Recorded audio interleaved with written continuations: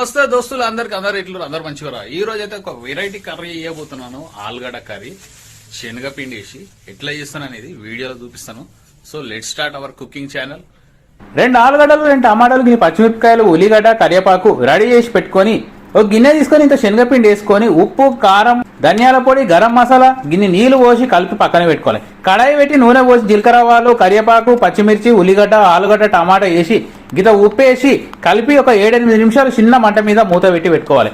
ఉడికినాక ఇంత శనగపిండి కలిపి పెట్టుకున్న మిశ్రమాన్ని అందులో వేసి ఇంకా 7-8 నిమిషాలు మూత పెట్టేసి ఈ కాలం కన్నా ఒక క్షణం ముందని గెలిచి వస్తానని నీలి మేఘాన్ని పల్లకిగా మలిచి నేను ఊరేగిస్తానని ఆకాశమంత మన ప్రేమలోని ఏ చీకటైన క్షణకాలమంటూ నీ నుదుట తిలకం నిలిచిపోవాలని ఎంత చిత్రం ప్రేమ వింత వీలునా మరాసింది మనకు ప్రేమ.